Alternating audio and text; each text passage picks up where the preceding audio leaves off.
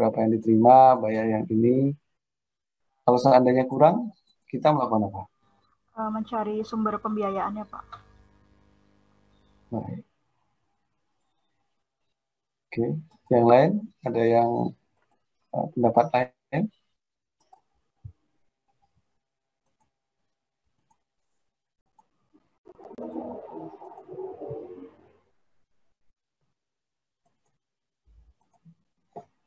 Ada pendapat lain? Um, di luar pendapatnya atau setuju atau tidak setuju dengan pendapat milenial ya? Setuju, Pak. Setuju, Pak. Oke. Ya.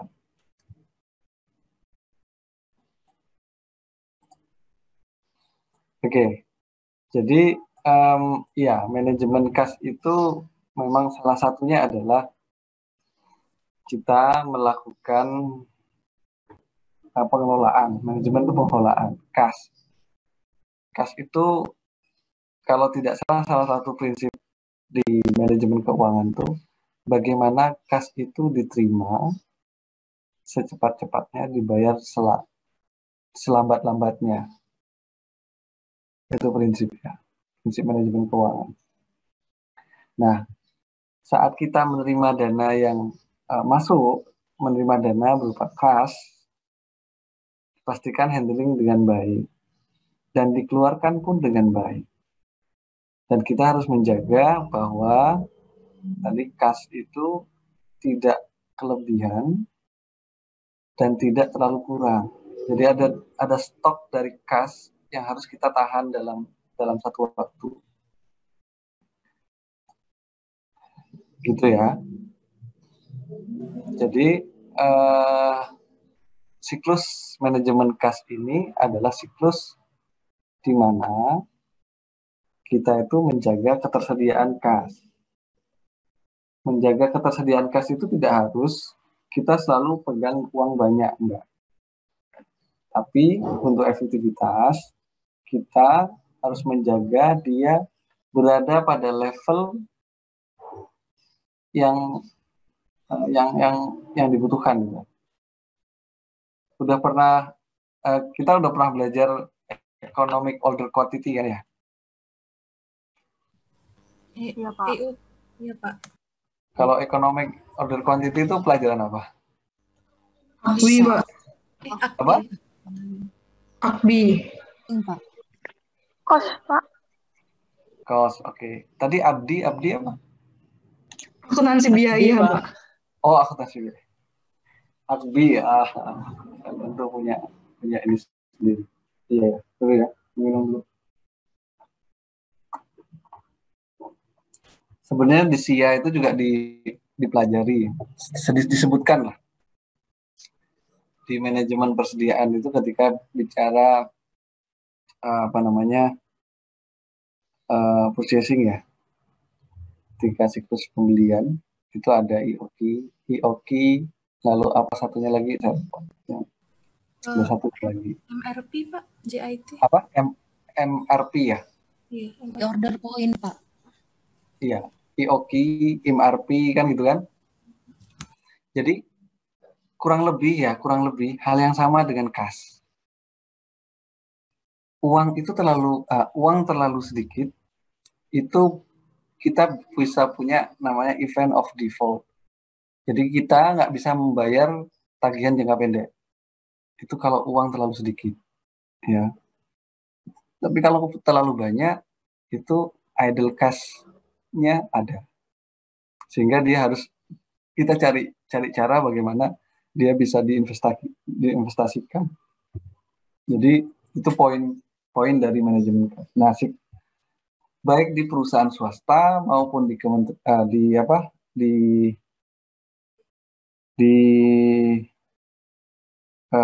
sebuah negara, kita mempunyai hal yang sama sebenarnya. Kita melakukan hal yang sama. Jangan sampai uang yang tersedia di kas negara itu terlalu sedikit sehingga belanja kita nggak bisa kita tidak bisa kita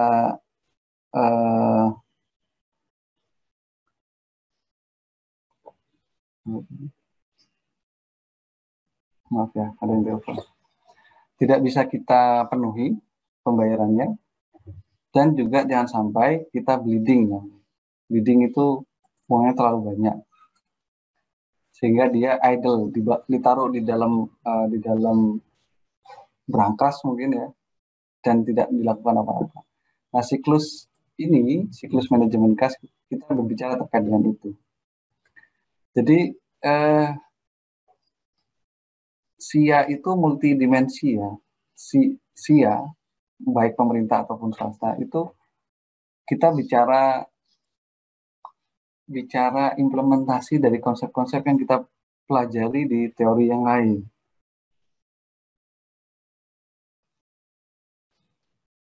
Ini yang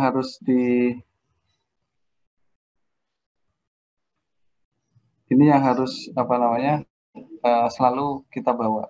Jadi nggak bisa kita belajar seolah-olah pelajaran ini tidak ada kaitannya dengan pelajaran lain. Ya, ini secara dasar hukum yang paling ini mungkin relevan dengan kita adalah dasar hukum terakhir, yaitu mengenai modul kas. Kelola arus kas. Satu hal yang saya pelajari ketika saya kuliah di Jepang. Jadi apa bedanya akuntansi dengan manajemen keuangan? Ada yang bisa jawab nggak? Ada yang punya ini nggak? Punya ide kira-kira apa bedanya? Saya sambil nutupin dulu ya.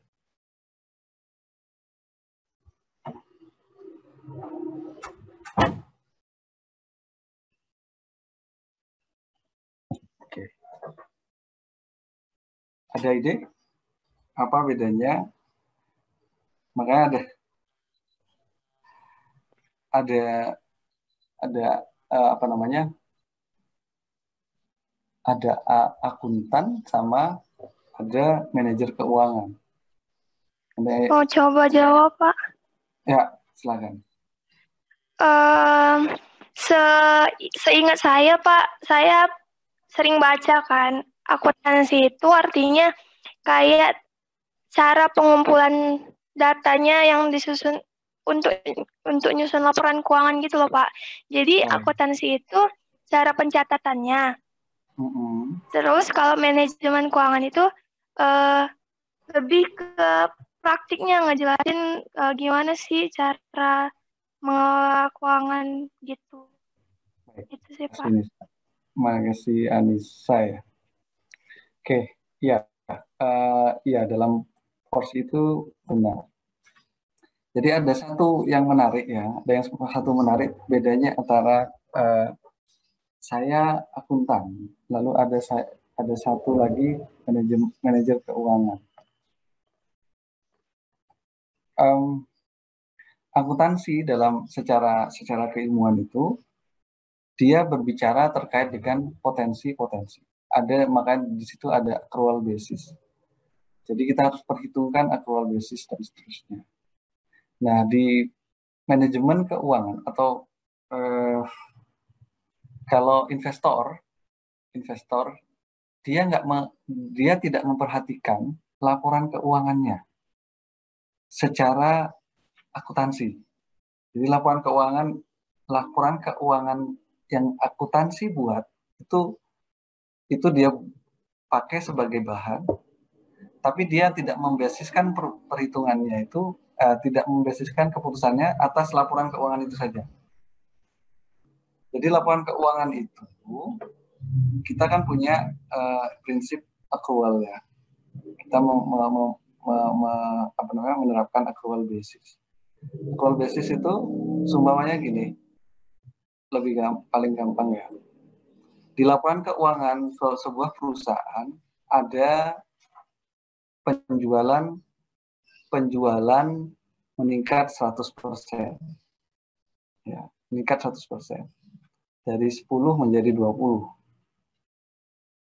Tapi utangnya piutangnya itu meningkat juga 100%. Dari sebelumnya 9 menjadi 19. Lebih dari 10%. Lebih dari 100%. Kalau akuntansi melihatnya itu salesnya udah bagus, dia meningkat dari dulu. Tinggal menunggu pembayarannya aja nanti diutang. Tapi kalau investor yang basisnya adalah keuangan, dia nggak melihat cash is the king. Jadi makanya kalau dalam laporan keuangan itu dilengkapi ada 4 ya. Kalau nggak salah nih ya, saya tolong dikoreksi. Laporan keuangan itu ada neraca, laporan rugi laba, laporan perubahan modal, sama note to financial statement. Lalu yang satu juga yang perlu diperhatikan adalah laporan arus kas. Laporan arus kas itu sebenarnya cash basis dari laporan rugi laba. Jadi bagaimana modal itu berubah kan dipengaruhi oleh laporan rugi laba, benar nggak? Jadi berapa pendapatan operasional, berapa pendapatan non operasional itu mempengaruhi modal yang akan kita akumulasi. Nah, sedangkan kas itu adalah bagaimana flow dari kas selama setahun, selama periode tertentu. Nah, kenapa penting kas? Kalau contoh tadi, penjualan naik 100%, sedangkan piutangnya naik 100%. Itu tandanya apa? Barang yang dijual memang laku semua, tapi diutang sama orang. Kira-kira kalau posisinya seperti itu, kira-kira bagi perusahaan itu bagus atau tidak bagus? Pendapatan naik, tapi utang juga naik. Piutang ya, sama-sama aset. Pendapatan naik, piutang naik. Kurang, Pak. Dengan, ya, gimana? Kurang, Pak, menurut saya. Kenapa? Kurang menurut saya, Pak, karena waktu di ALK kan, Pak, ada juga yang kayak perdebatan gitu kan, Pak, tentang sama akrual. Nah, menurut saya ketika misalnya penjualannya naik, tapi piutangnya naik, itu sama saja. Karena contohnya gini, Pak, karena misalnya perusahaan ingin membeli mobil. Nah, yang bisa dibeli mobil itu kan bukan profitnya, tapi menggunakan kas. Jadi meskipun salesnya naik, tapi piutangnya naik, itu kurang efektif bagi perusahaan. Begitu, Pak. Baik. Ya, terima kasih.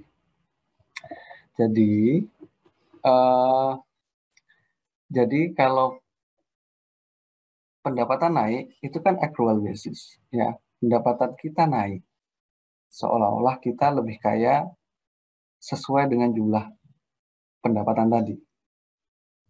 Kalau kita tandingkan dengan jumlah piutang yang naik, uangnya itu belum pernah kita terima, barangnya sudah kita serahkan. Jadi perusahaan itu kalau dia tidak mengontrol cash-nya dengan baik, dia bangga dengan punya piutang lebih besar. Bad debt allowance-nya itu bisa menggerus modal dia. Ya, sebagai contoh gini, Putri punya dagangan, ya. Dagang apa ya sekarang ya? Oke, dagang pulsa lah, pulsa yang paling gampang. Pulsa punya modal 100, dia bisa bagi menjadi 10 kan, 10.000, dengan 10.000 itu dia bisa jual 12.000, laku 100-100-nya itu, dan kita punya harapan untuk mendapatkan uang 12.000 dari pelanggan. Saya kasih 10, berarti nanti saya ada terima. Tapi ternyata ya pulsa sudah 10 keluar, kita catat itu sebagai penjualan, tapi uangnya itu nggak pernah masuk lagi 12. Kita harus nunggu setahun kemudian untuk dibayar 12.000. Nah, itu kita bicara manajemen kas. Makanya dari itu benar kata Putri, oke, secara catatan itu baik, tapi in reality itu tidak benar-benar ada aliran uang kembali ke kita. Itu menggerus modal kita. Nah, dalam konteks ini, kas itu dan arus kas itu jangan sampai kita secara apa namanya, secara catatan baik, tapi secara kondisi realnya kita kesulitan dalam cari dalam mengelola pembayaran. Jadi kalau semuanya 100.000 yang menjadi modal pulsa tadi oleh Putri, itu dia ngutang juga ke orang lain semuanya, dengan harapan dia mempunyai 2.000 keuntungan dari setiap 10.000 yang dia keluarkan. Pas saat ditagih hutangnya 100, dia belum bisa bayar karena apa? Pulsanya belum dibayar, barangnya belum dibayar. Jadi logika itu. Nah, itu logika cash basis sebenarnya. Logika cash basis yang kita juga perlu, walaupun mindset kita accrual basis, cash basis itu harus menjadi penyeimbang. Karena tidak ada gunanya kita punya aset banyak, tapi aset itu nggak liquid. Ibarat gini, kita punya rumah gede gitu. Kita punya rumah gede. Orang akan melihat kita kaya raya. Tapi ketika kita ada kesusahan, makan aja susah. Gitu. Kita makan susah, beli untuk setiap hari itu susah. Saya pikir beberapa kondisi itu ada. Dia kaya secara secara turun-temurun, tapi running cost di perjalanannya dia nggak ada pemasukan. Nah, itu cash, itu flow, itu arus dari kas. Nah, terkait dengan ini saya kembali ke manajemen kas itu pemerintah. Pemerintah juga mempunyai kendala yang sama, mempunyai kepentingan yang sama untuk mengelola itu. Jadi jangan sampai gini, pendapatan kita banyak, pendapatan kita banyak, belanja kita banyak juga. Nah, pas kita mau belanja, nah itu kan di atas kertas ya, di atas kertas. Jangan sampai pas kita ditagih, duitnya nggak ada. Karena apa? Karena duitnya itu masih di dalam saldo piutang kita, atau tidak dalam kontrol kita. Nah pengelolaan ya kembali. Jadi manajemen kas itu merupakan strategi atau proses terkait dengan mengelola arus kas dan saldo kas dalam jangka pendek secara efisien, baik dari sisi internal pemerintah maupun dari sisi antara pemerintah dan sektor lain. Nah, kegiatan pengelolaan uang itu mencakup pengelolaan kas dan surat berharga yang termasuk dalam kegiatan menanggulangi kekurangan kas dan manfaat kelebihan kas secara optimal.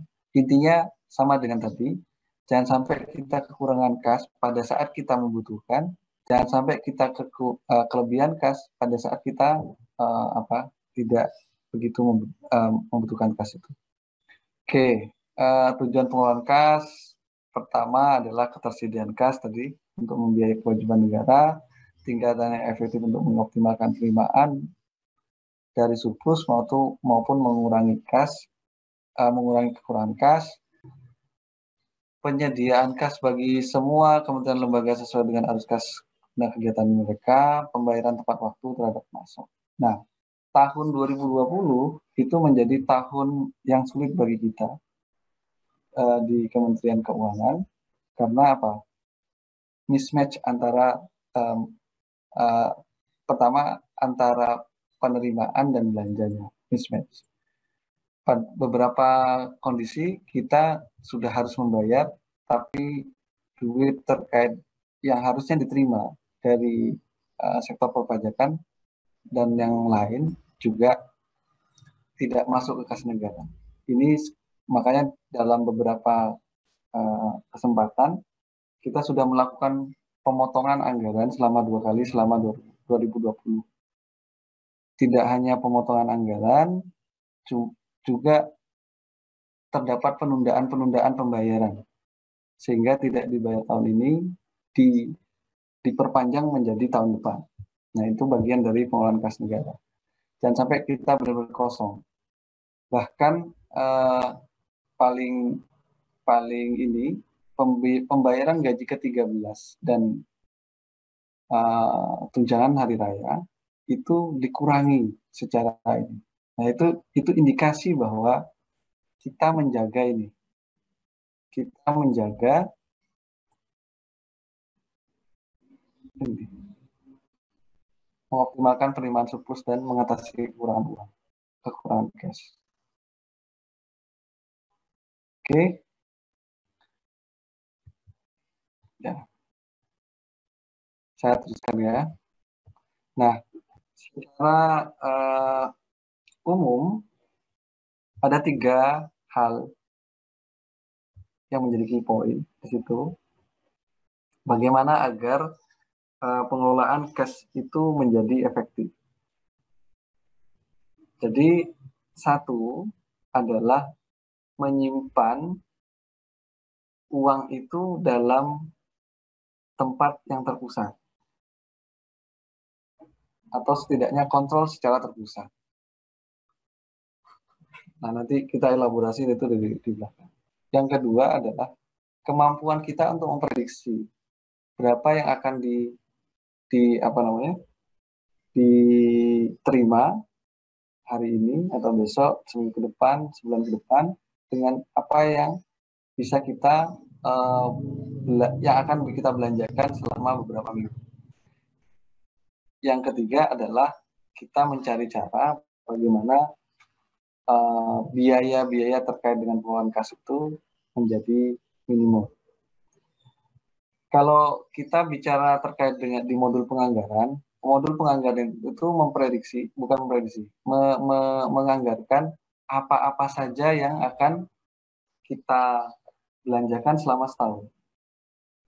Ya. Kalau di awal-awal kuliah kita kan saya bilang bahwa kita minta ke orang tua, lalu saya untuk kuliah saya butuh untuk kos, untuk beli buku-buku, untuk makan atau biaya hidup, ya. Nah itu modul penganggaran.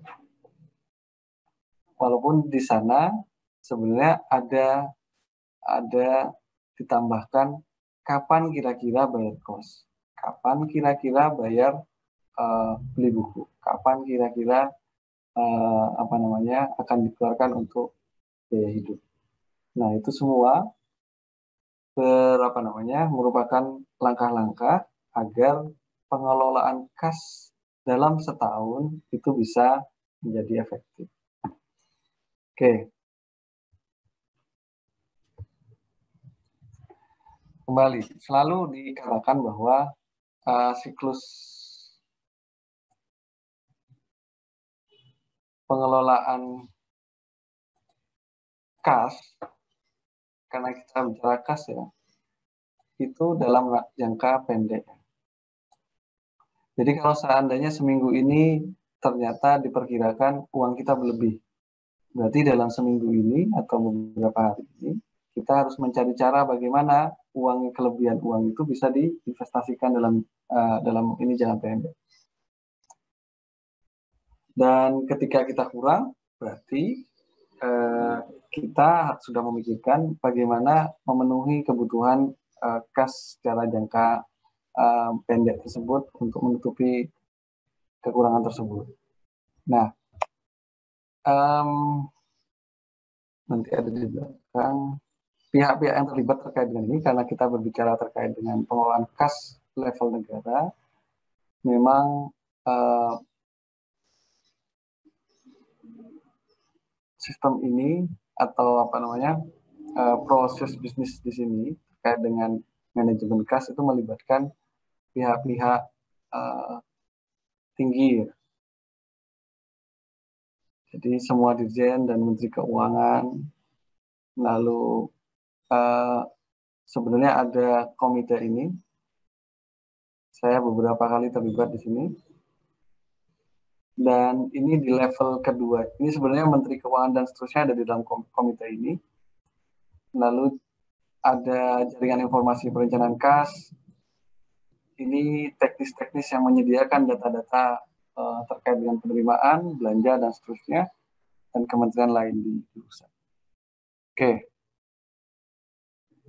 Nah, terkait dengan pengelolaan kas, secara umum, kewenangan pengelolaan kas itu ada di Direktorat Jenderal Perbendaharaan. Nah, di situ ada namanya Direktorat Pengelolaan Kas Negara, itu yang menjadi pengguna utama dari sistem manajemen kas ini. Oke.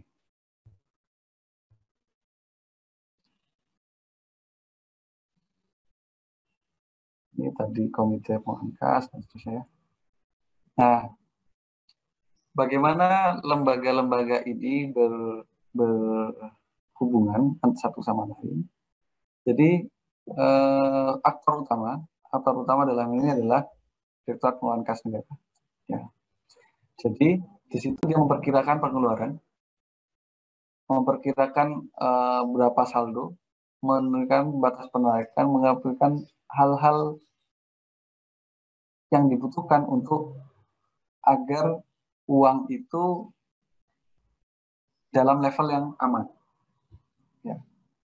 Nah, di situ dia mendapatkan informasi terkait dengan utang dan hibah dari Direktorat Jenderal Pengelolaan, ini pengelolaan utang ya, atau sekarang menjadi DJPPR.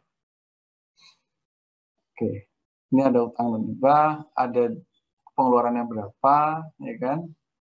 Utang dan hibah itu termasuk ini, berapa utang yang harus kita bayar bulan ini, berapa pokok pinjaman yang harus bulan bayar, berapa pokok pinjaman, lalu berapa bunga pinjaman yang harus dibayar, sehingga kita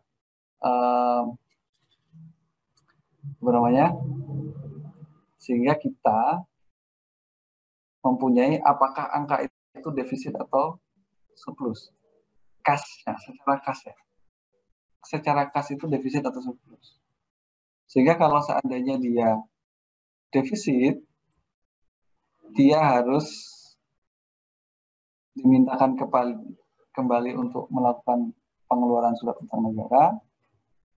Kalau dia surplus, mungkin itu akan menjadi pertimbangan sendiri.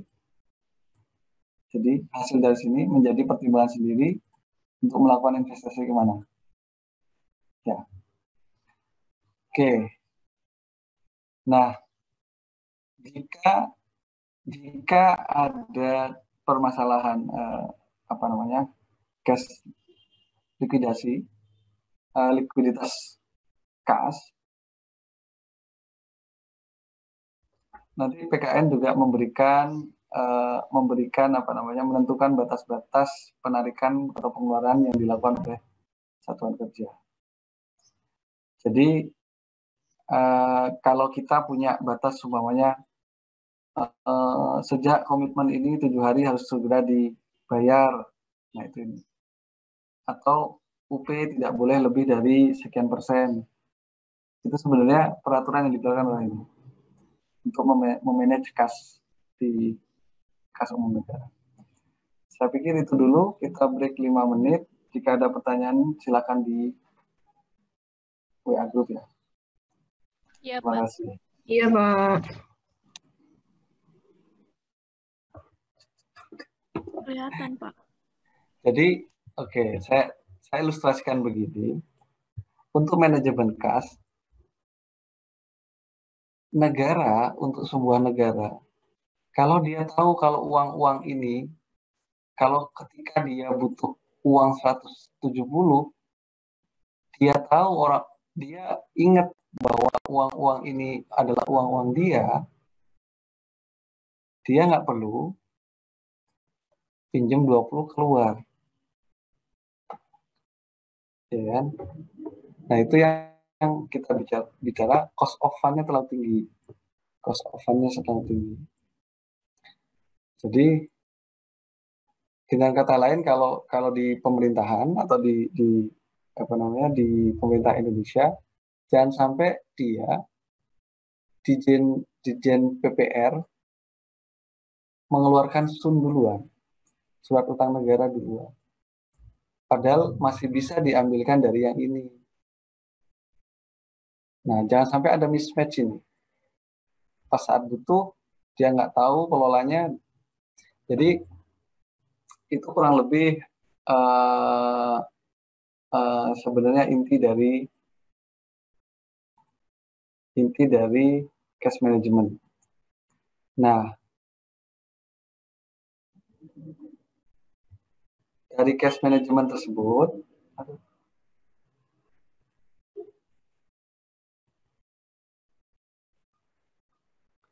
ada dikenal dua hal, yaitu treasury single account sama treasury national pool kalau nggak salah. Oke, jadi apa itu treasury single account? Ada TSA, ada TNP. Apa itu treasury single account? TSA adalah sebuah struktur terpadu dalam rekening pemerintah untuk memberikan satu pandangan terkonsolidasi dari sumber-sumber kas pemerintah. Jadi semua penerimaan dan pengeluaran negara, ini baik undang-undang ya, dilakukan melalui rekening kas umum negara. Secara filosofi tadi sesuai dengan gambar yang saya sampaikan, bahwa negara untuk dapat gampang mengelola kasnya, dia harus pastikan jangan terlalu banyak rekening yang dikelolakan kepada orang lain. Nah, sebelum tahun 2003, mungkin 2003 dan 2004 mungkin masih berlangsung, setiap kementerian lembaga itu punya rekeningnya masing-masing gitu. Sehingga ketika ada yang nagih ke negara ini dalam hal ini kan nagih kepada Menteri Keuangan ya. Menteri Keuangan di saldo kasnya udah kosong. Saldo uang kas kosong. Udah cetak uang atau utang dulu udah. Keluarkan surat utang. Padahal di kantong-kantong lain itu masih ada. Nah, dulu ya sekarang pun masih mungkin masih berlaku ya.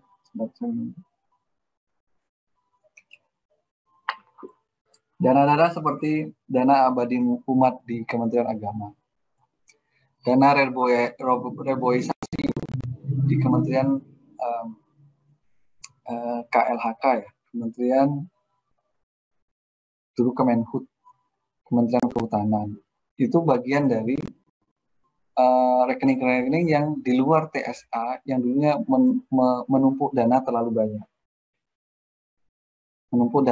banyak sehingga ada ketidakseimbangan antara apa yang dikelola oleh Menteri Keuangan selaku bendahara umum negara dengan apa yang ada di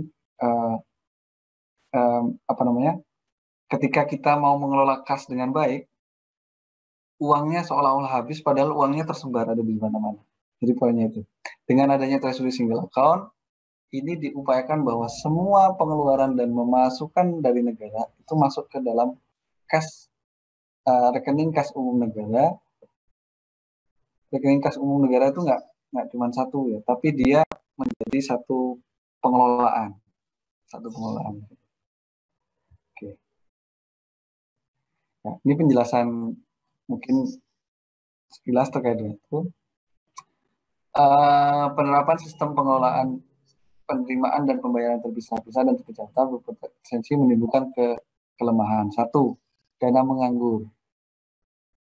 menganggur tanpa remunerasi memadai. Jadi tadi sesuai dengan gambar yang saya ilustrasikan tadi,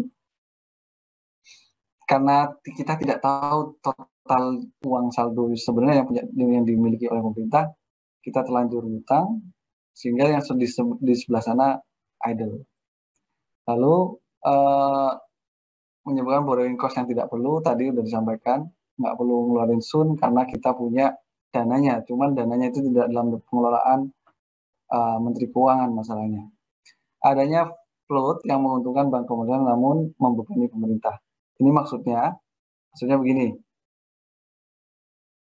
Kalau tadi kan ada tiga pihak tuh. Seseorang tadi menitipkan uangnya ke dua orang yang lain. Nah, bagi dua orang yang lain ini kan fresh money. Dia parkiran saja di bank, dia dapat return-nya di situ, dia dapat bunga di situ. Nah, dia menikmati itu. Sedangkan pemerintah secara umum harus ngutang karena mengira bahwa dia nggak punya uang. Jadi itu permasalahan dari yang ingin diselesaikan dengan TSA ini. Oke. Lalu ya ada tahapan di Indonesia. Jadi ada banyak di sini. TSA-nya sendiri dibagi dua, pengeluaran dan penerimaan. Lalu nanti kita bicara TNP di Satker. Oke. Jadi gambaran umumnya bagaimana kas itu dikelola. Kembali ini mengulang saja sebenarnya, mengulang berapa jumlah yang diterima oleh negara, berapa jumlah yang dikeluarkan oleh negara. Di situ kan ada saldo namanya. Ya. Sehingga kalau dia surplus, dia tempatkan di investasi. Kalau dia defisit, dia minta Direktur Jenderal Pembiayaan dan pengelolaan pembiayaan dan risiko itu untuk mengeluarkan surat utang negara. Jadi itu kurang lebih terkait dengan manajemen kas dengan TSA. Kembali kalau TSA kita bicara rekening kas umum negara. Oke. Nah, dalam TSA ini kita punya beberapa tingkatan. Jadi rekening pemerintah itu ditaruh di banyak tempat, tapi dalam satu pengelolaan. Ya, yang pertama di Bank Indonesia, yaitu secara bernegara memang seperti itu. Yang kedua adalah di bank komersil. Kalau untuk penerimaan dikenalnya dengan bank persepsi atau persepsi ini. Saya nggak tahu namanya kenapa dia persepsi ya. Biasanya kok persepsi dari awal. Jadi ini sebenarnya bank untuk menerima setoran-setoran dari masyarakat. Lalu setelah pengeluaran ada juga itu dikenal kalau dalam pengelolaan itu namanya bank operasional. Ya. Kenapa kita pisah seperti itu? Kenapa dipisah seperti itu? Karena kita mengenal bruto ya, asas bruto. Jadi kalau dia dalam satu rekening, memang ada catatan keluar masuk. Ya. Tapi nilai total di sini adalah nilai saldo. Tanpa kita tahu dia keluarnya berapa, masuknya berapa. Nah, dengan pemisahan ini kita tahu yang masuk berapa, yang keluar berapa. Secara cepat ya, secara cepat. Lalu yang kedua, kita tidak akan menggunakan yang sudah masuk langsung tanpa melalui. Tidak mungkin menggunakan barang uang yang masuk langsung menjadi pengeluaran. Jadi sistem kita itu gross ya, keluar masuk. Seandainya ada penerimaan untuk dikeluarkan, dia diterima dulu baru dikeluarkan. Gitu. Oke, ini gambaran selanjutnya pembagian dari TSA pengeluaran dan penerimaan. Pada intinya dia rekening kas umumnya itu satu, cuman menuju ke sini itu ada banyak rekening. Oke.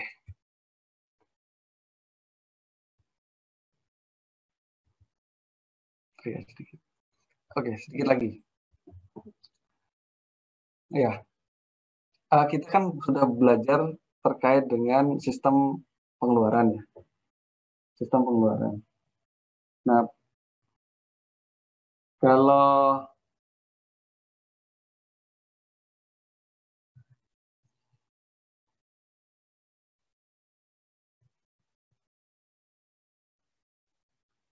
jadi sistem pengeluaran.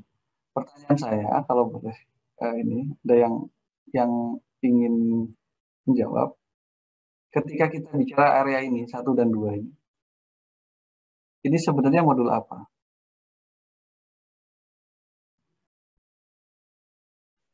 Ada yang tahu? Poin 1 dan poin 2 ini modul apa?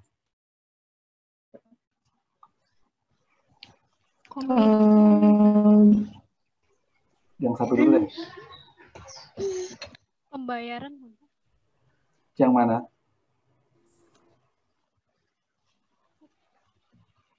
Pembayaran ya? Yang ini? Yang ini? Perbendaharaan. Bendahara bukan Pak? Nomor 1 bendahara. Ya. Itu. Nomor 2. Iya. Pembayaran. Oke. Ada pendapat lain?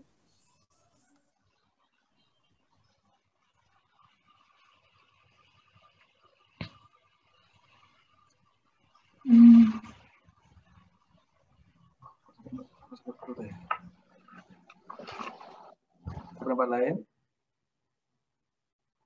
Nomor 1 modul apa? Nomor 2 modul apa? Balik, Pak. Kenapa? Mira aja, Pak. Gimana? Sorry. Sebutkan nama sama ininya, pelan-pelan ngomongnya.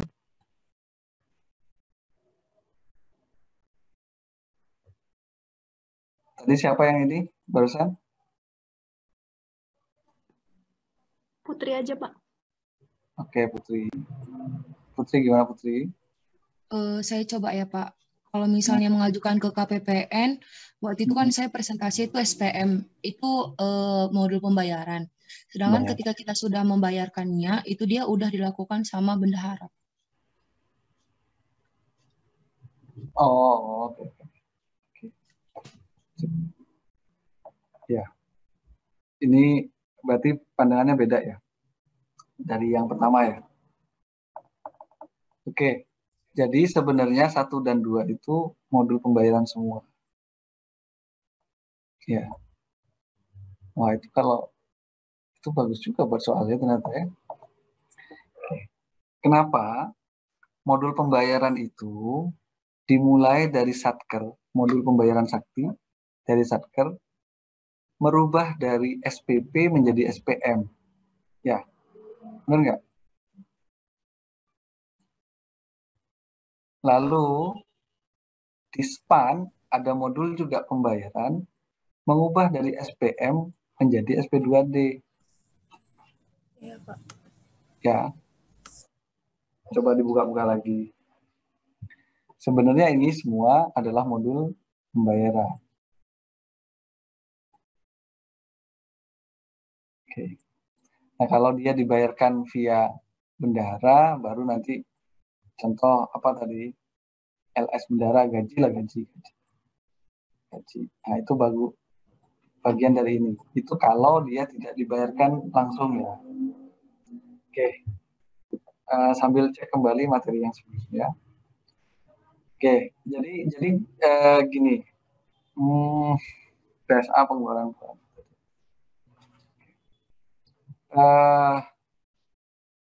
Ya, ini deskripsi sebenarnya, deskripsi terkait dengan modul penganggaran, modul pembayaran, dan gabungan dari ini, proses yang di sininya, ini merupakan implementasi, ini hal-hal yang dia kuningkan kan ya, hal dia kuningkan.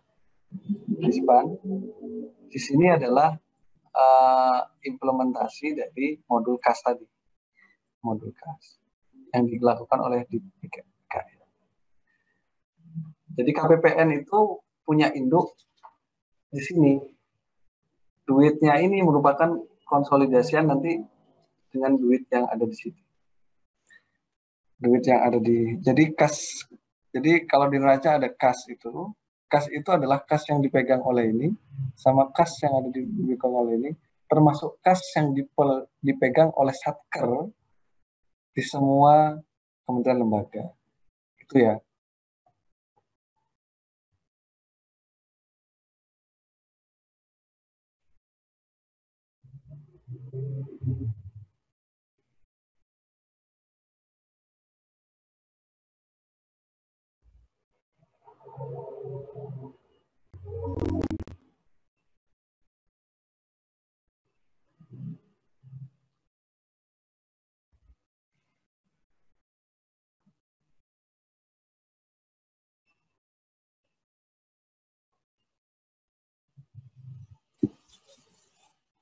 Oke, ya, itu kita terkait dengan TSA, ya, Treasury Single Account. Nah, kalau TNP, Treasury National Pooling, itu menyasar pada rekening yang dipegang oleh satker negara.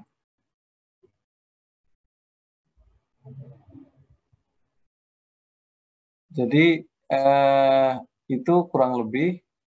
Jadi kalau tadi adalah rekening yang digunakan oleh dikelola oleh Menteri Keuangan selaku BUN, untuk rekening di TNP itu bagaimana kita mengelola rekening yang dikelola oleh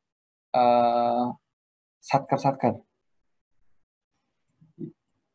Jadi TNP sendiri merupakan konsolidasi dari semua rekening pemerintah pada bank umum tertentu tanpa harus melakukan pembukuan. Mekanismenya, saldo rekening yang masuk dalam TNP dikonsolidasikan pada akhir hari setelah tutup buku dan diberikan jasa giro. Oke, saya lanjut ke gambarnya aja. Jadi kalau tadi itu kan kita melibatkan Bank Indonesia, kita melibatkan bank persepsi, bank operasional yang merupakan bagian dari bank pemerintah, bank-bank yang menjadi mitra dari KPPN dan Dit PKN. Nah, kalau ini adalah bank yang dikelola oleh bendahara. Ya. Jadi mekanisme kerjanya begini kurang lebih ya, kurang lebih. Jadi di sini ada 100.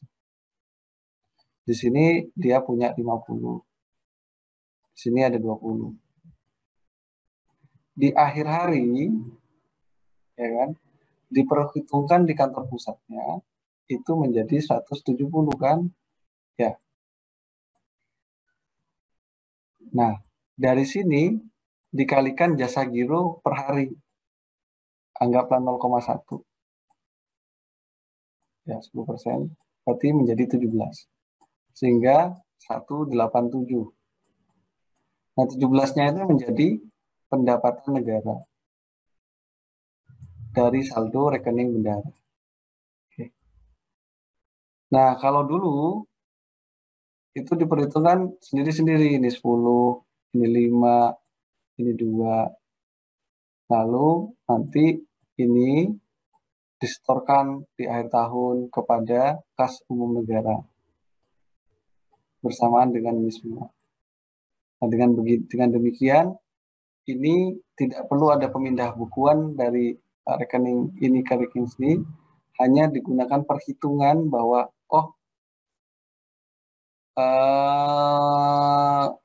biaya bank di sini sudah benar gitu kan, bukan biaya bank, pendapatan jasa gironya di-pool di kantor pusat dari bank tersebut. Oke. Dari sini antara TSP dan TNA ada pertanyaan?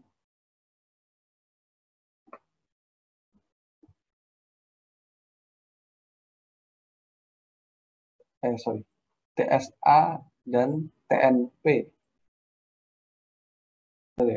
Ada pertanyaan?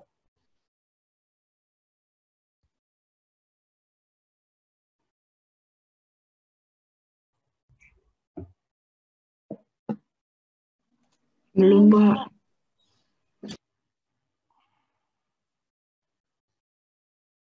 Ada yang tahu nggak ini?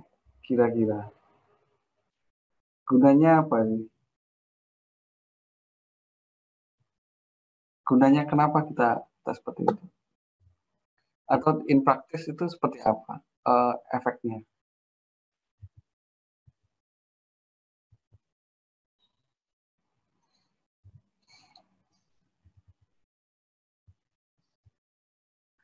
Jadi kenapa mekanisme ini ada? Oke, mekanisme TNP ya. Di sini agar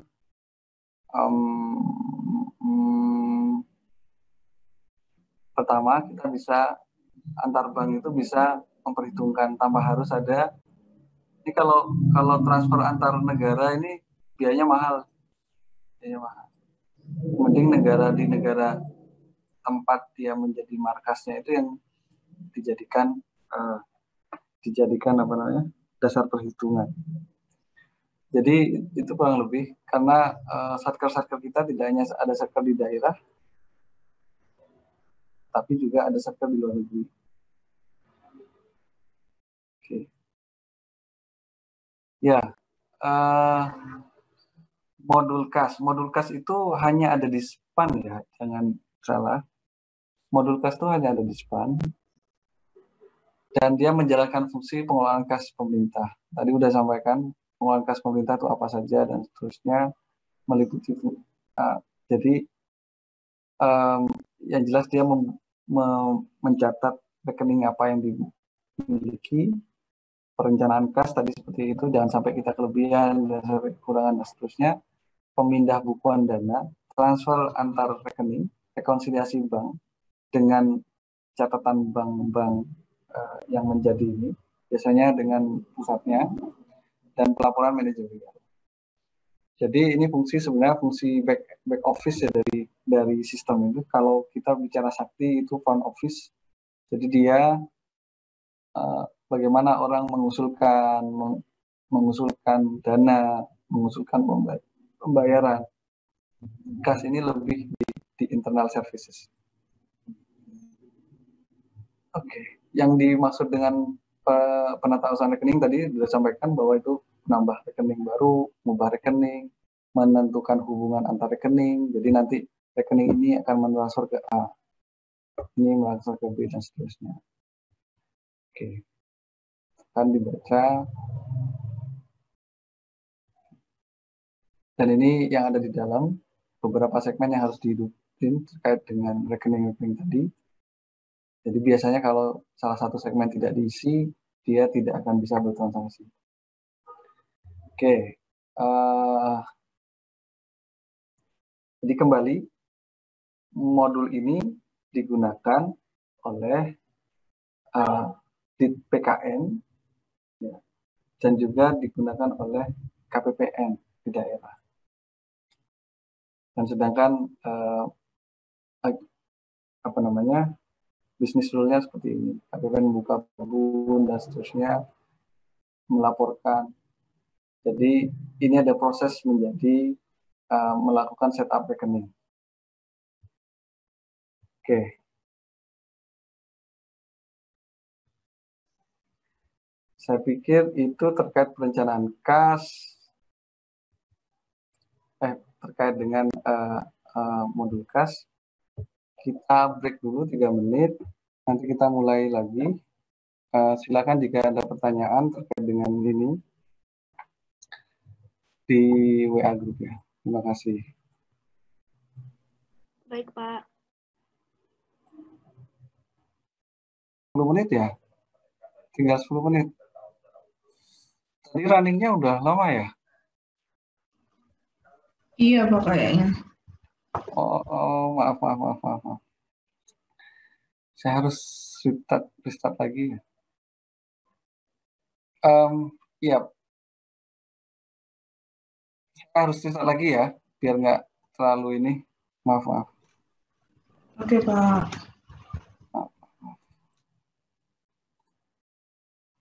Di sini agak digambarkan. Di gambarnya kurang lebih sebelum modul komitmen. bagaimana dia bisa memperkirakan berapa uang yang dibutuhkan oleh sebuah negara untuk menjalankan operasionalnya. Lalu di modul di modul penganggaran ada RPD namanya.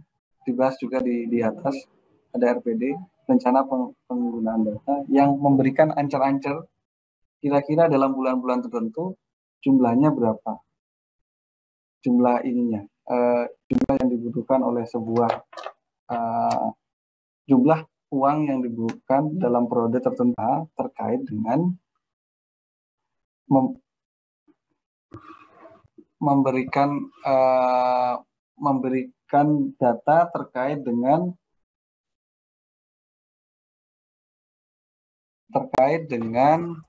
apa namanya, kalau tadi kan pagunya berapa, kalau komitmen berarti apa, yang sudah ingin dibayar, yang sudah ada komitmen, yang sudah dikontrakkan. Dari pagu yang total itu kita sudah berkomitmen untuk membayar sekian pada suatu waktu. Itu diingat-ingat lagi modul-modul yang selanjutnya, apa fungsinya modul penganggaran, apa fungsinya modul komitmen, dan modul lainnya termasuk modul pembayaran ya, untuk mengetahui saldo, kas, dan yang diperkirakan. Oke. Sedangkan modul utang, modul piutang itu nantinya, jadi secara sederhana sebenarnya ketika ditanya sekarang uang kita berapa dan ke depan uangnya berapa yang akan dibayar, sehingga kita harus utang atau harus invest. Jadi ini kuncinya dari modul pengolahan kas untuk perkiraan kas. Jadi seperti tadi di atas dikatakan bahwa dia mengkonsumsi dari data-data dari modul lain. Di sini perkiraan belanja, di sini perkiraan pembayaran utang dan utang yang akan diterima. Di sini adalah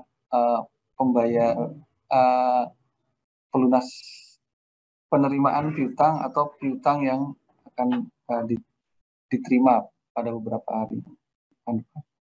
Nah, yang kedua, gambar yang kedua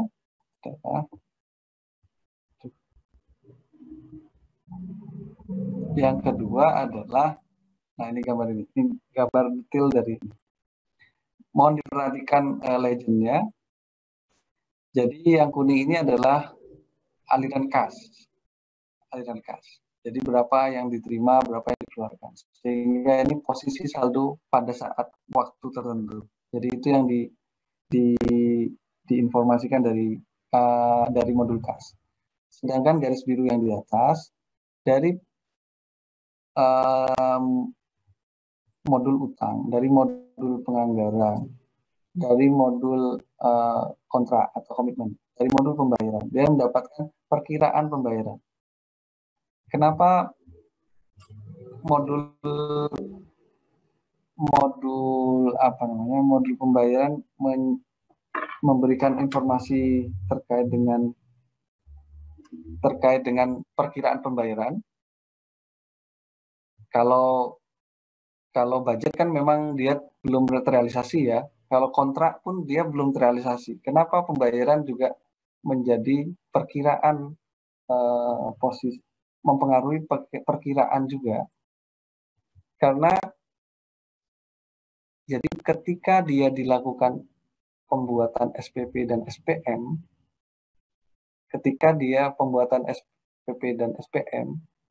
modul kas itu belum merekod sebagai realisasi.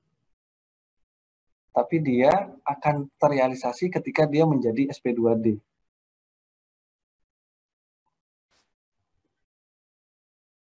Jadi sehingga dia setelah kegiatan sudah dilakukan, ini tinggal membayar komitmen. Ini udah sangat dekat dengan kas. Sangat dekat dengan kas untuk posisi yang di sini. Sehingga saya nggak tahu apakah udah bisa dibanggakan. Kira-kira gambaran dua hal ini adalah saldo kas, menggambarkan saldo kas pada waktu tertentu. Ini adalah saldo kas di uang, saldo kas di rekening, ya. Sedangkan ini adalah saldo perkiraan kas pada saat tertentu. Jadi ditambah ya oke, dari uang yang masih ada di rekening ini ternyata 1.000 itu udah punyanya orang lain gitu, ibaratnya gitu. Oke, sampai di sini ada pertanyaan.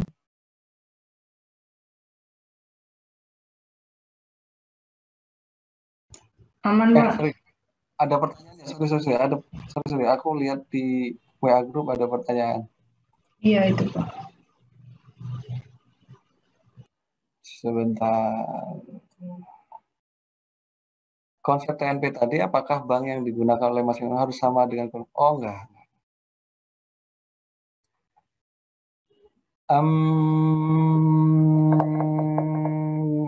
Oke. Baik. Pertama dulu ya. Saya balik ke halaman berapa tadi? 30. Mas.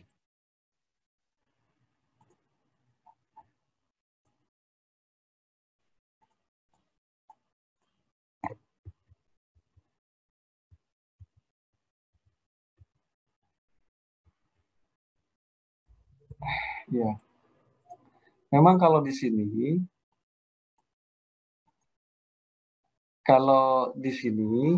tidak ada apa namanya, ini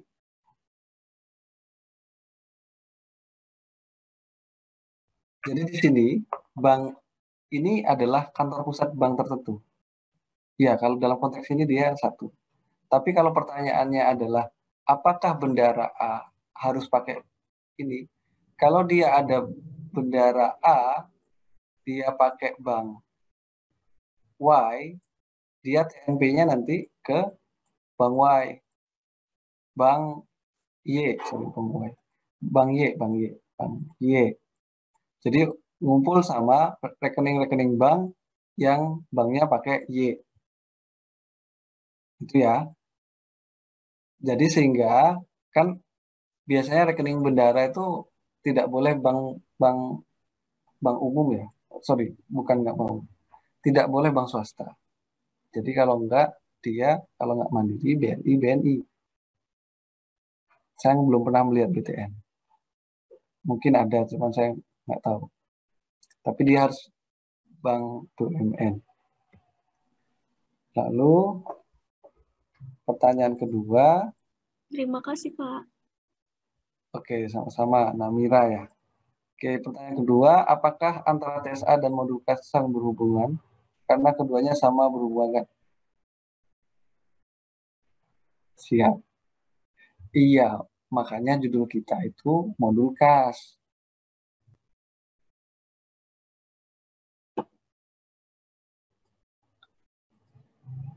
Jadi TSA, TNP itu adalah konsep-konsep yang digunakan dalam modul kas, modul kas ini. Jadi kalau di modul kas, ini ikut terus ya.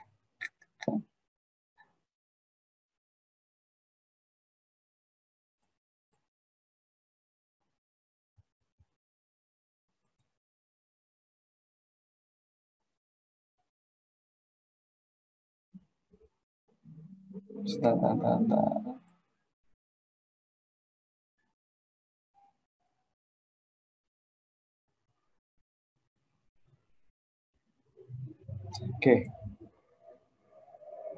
kembali. Tadi pertanyaannya siapa tadi? Erma Ayu ya, Erma Ayu. Oke, jadi ketika kita menata usahakan rekening, di modul kas, ya modul kas, itu sebenarnya kita menata usahakan. Jadi kalau rekening BUN ini, kita mau menggunakan rekening BUN yang digunakan dalam konsep TSA tadi.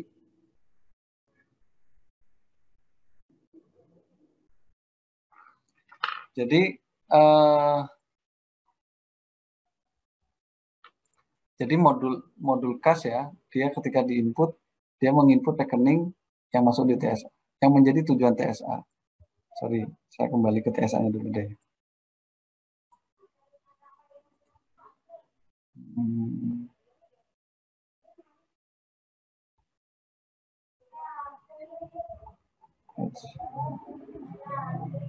Nah, jadi rekening ini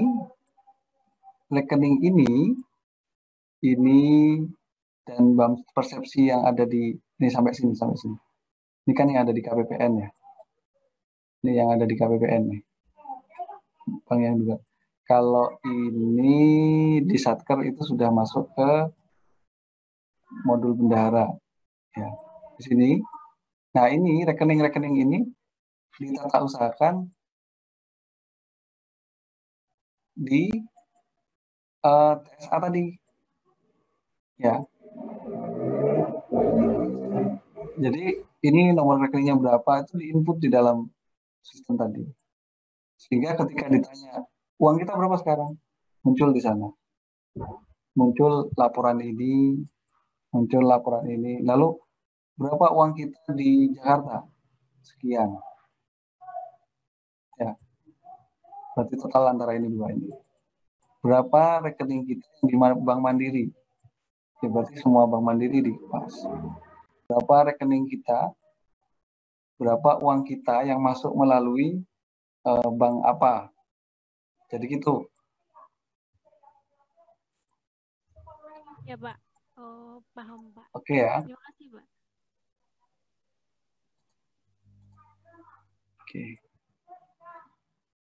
Oke, sampai saat ini ada pertanyaan lagi? Pak, izin bertanya, Pak. Oke, Farhan ya. Tentang perencanaan kas, Pak. Kan ada rencana penarikan dana itu, Pak. Yang dari PPT ini kan dia bilang daftar perkiraan itu yang menetapkan itu adalah KPA. Nah, sedangkan mekanismenya itu sekarang dari PPK langsung ke KPPN. Nah, itu yang tetapin tetap KPA atau PPK, Pak? Untuk KPPN. Gimana RPD? Saya coba Ya, RPD. RPD oleh KPA ditentukan RPK. Iya. Lalu, sorry. Saya mengganggu ini sebelah. Jadi RPD dilakukan oleh KPA ya kan, benar ya. Lalu pertanyaannya, bagaimana? Apakah cash management, Mas Farhan? Ya, gini Pak, pertanyaan saya kan di mekanismenya itu dari PPK langsung ke KPPN kan Pak sekarang. Itu kan untuk RPD ya? Oke. Ya. Sedangkan di definisinya kan RPD ditetapkan oleh KPA. Nah itu yang sebelumnya kan yang dari PPT ini juga dibilang sebelumnya itu PPK menyampaikan dulu ke KPA, baru nanti KPA ke KPPN. Yang saya tanya itu kalau sekarang langsung dari PPK ke KPPN, berarti yang netapin itu tetap KPA atau siapa Pak? Oh, yang menetapkan RPD-nya? Iya. Iya. Kayaknya PPK bisa menetapkan sekarang. Karena gini, KPA itu biasanya high level ya. Sedangkan kebutuhan itu adalah perencanaan kas. Yang tahu perencanaan kas, KPA itu biasanya gini, Pak. KPA itu macam-macam sih KPA. KPA itu ada yang benar-benar teknis, itu menjadi KPA. Ada yang pimpinan pimpinan lembaga itu menjadi KPA. Nah, maka dari itu aturan terbarunya kan ya, kalau sekarang Mas sebenarnya ketika dia diinput dalam sakti, otomatis itu berkomunikasi dengan SPAN kan.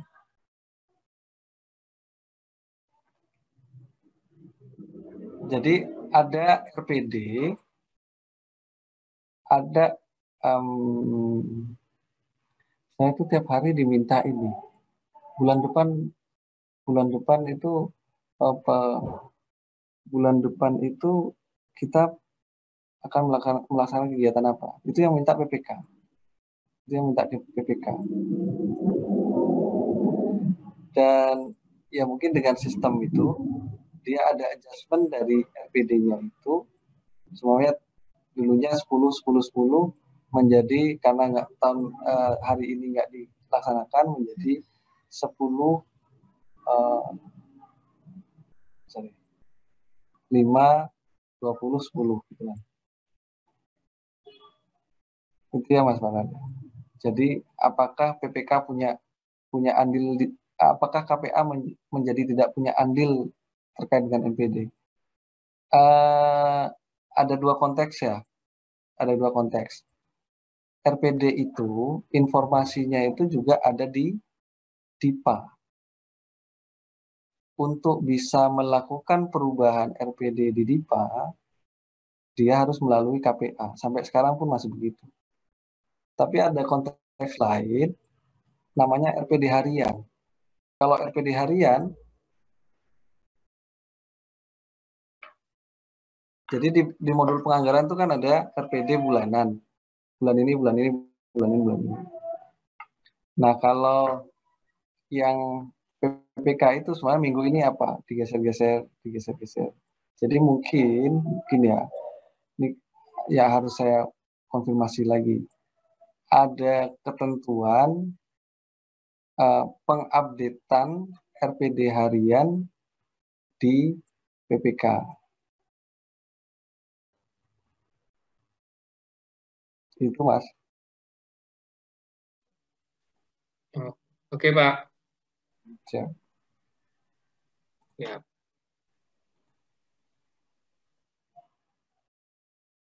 Oke, ada lagi?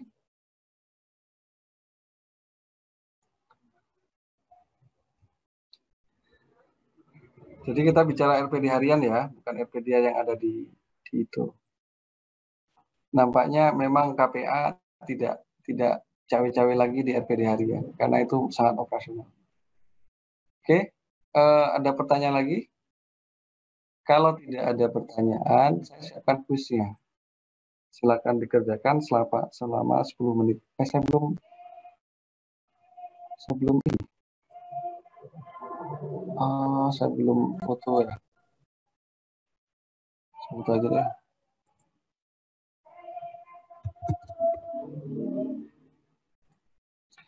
Jadi untuk ujian nanti bahannya sampai sini ya. Sebagian besar ujiannya dari kesepakatan kita adalah dari materi yang di PowerPoint. Walaupun mungkin tidak menutup kemungkinan dosen lain mengambil dari tugas-tugas yang sudah diberikan. Contoh KKP ada juga di bahan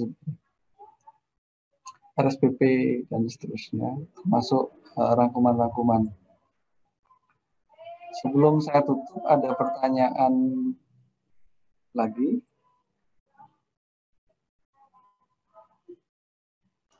Besok izin Pak. Besok itu ujiannya ada pilihan ganda esai sama kasus gitu Pak. Iya sama esai ya. Kasus saya nggak tahu kasus ya. Kalau ini bahasanya esai sih. Oke, berarti tapi nggak ada bikin flowchart gitu kan Pak? Loh ya expect dong bikin flowchart. Flowchart kan bukan kasus. Ya, apa flowchart itu kasus? Iya, jadi gini, itu apa jadi masalah kalau seandainya ada flowchart? Lumayan, Pak. Iya, Pak. Ya berarti kalian harus Iya, belajar. Pak. Intinya begini, yang paling mungkin terjadi adalah, dan dosen koordinator kami itu sangat suka flowchart. Bukan flowchart sih. Setidaknya kan inti dari pelajaran kita itu gini. Proses bisnis apa sih yang kita lakukan? Modul penganggaran soalnya, atau modul kas kita bilang tadi ya. Modul kas itu prosesnya bagaimana? Prosesnya bagaimana? Lalu dari proses itu aplikasinya bagaimana? Sistemnya bagaimana? Memfasilitasi di mana? Oh, dia bisa melakukan proses ini, proses ini, proses ini. Kayak contoh tadi, kas itu dia memfasilitasi apa sih? Dia merekam rekening, dia melakukan pemindah bukuan, dia memberikan identitas antara rekening satu ke rekening dua.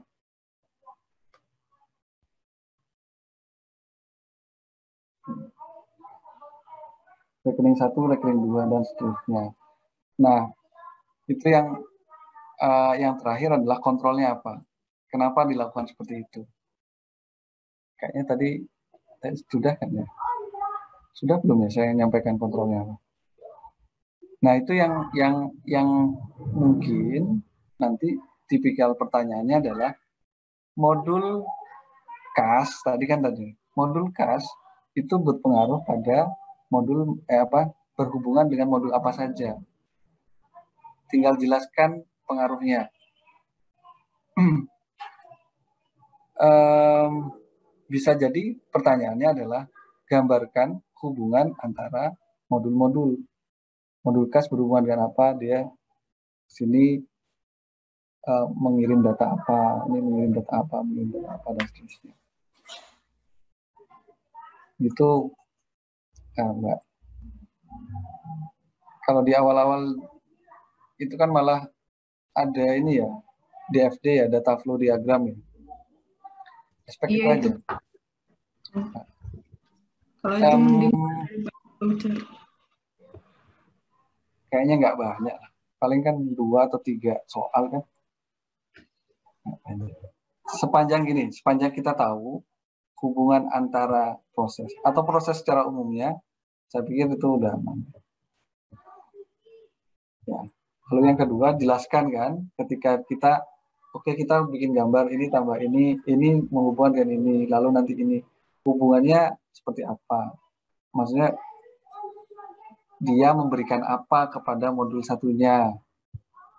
Nah, itu saya pikir itu kompetensi yang harus ada di kita. Setidaknya pengetahuan yang kita harus punya. Oke ya. Berarti bagan-bagan sederhana nggak apa-apa, Pak? Nggak apa-apa, nggak perlu ini. Yang penting saya ngerti gitu kan.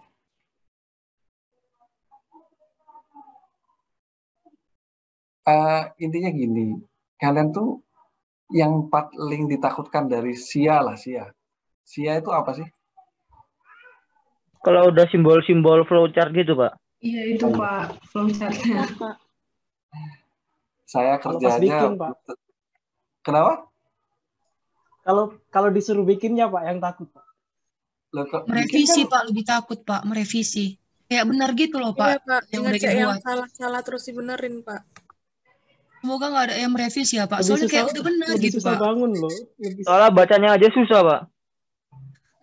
Kalau revisi itu kayak benar gitu loh. Kalau kita buat sendiri kan kata bapaknya boleh simpel kan, tapi kalau revisi itu nggak mungkin gitu loh dibuat benar-benar aja gitu loh. Tapi menurutku benar gitu Pak. Iya. Saya nggak melihat itu ya. Saya melihat reasonnya aja. Karena ini lebih ke seni kalau menurut saya. Ada sisi yang kita sebenarnya ini masalah seni. Makanya argumentasi itu yang diperkuat. Bukan berarti selama saya berargumen walaupun nggak nyambung dengan pelajaran sih nggak masalah, nggak. Jadi kalau itu seandainya koreksi pun itu sebenarnya ini misal yang tadi saya tunjuk tadi, masih ingat nggak? Saya tunjuk ini. Sebenarnya dan ini kalian tuh punya ini loh, punya keunggulan di bidang ini dari mahasiswa di tempat lain. Kan mahasiswa tempat lain itu tidak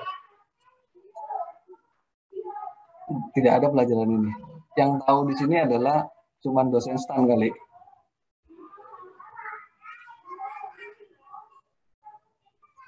Jadi sebagai contoh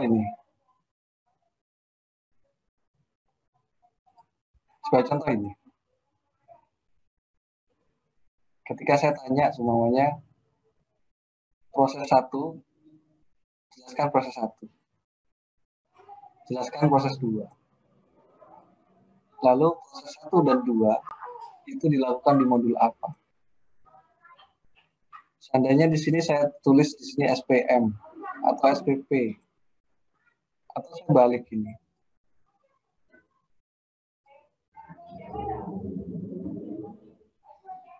Tadi kan ada yang salah juga kan ya, yang ngomong kan tadi, oh ini komitmen Pak, oh ini bendahara mungkin bendahara yang bisa di sebelah sini kali ya.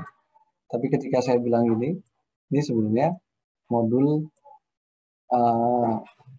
pembayaran. Kan kita udah belajar kemarin ada SPM, SP2. Ini cuma penggambaran lain dari yang kita pelajari kemarin. Tapi kembali saya tidak tahu bagaimana yang lain. Tapi menurut saya ini masih terbuka kemungkinannya. Kalau bagian saya nggak melakukan ini. Tapi saya melakukan flowchart juga.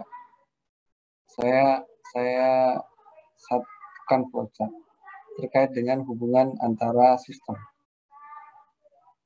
di modul penganggaran. Jadi hubungan antar sistem A, lalu penjelasannya dari sistem-sistem itu saya keluarkan juga. Saya usulkan sebagai soal.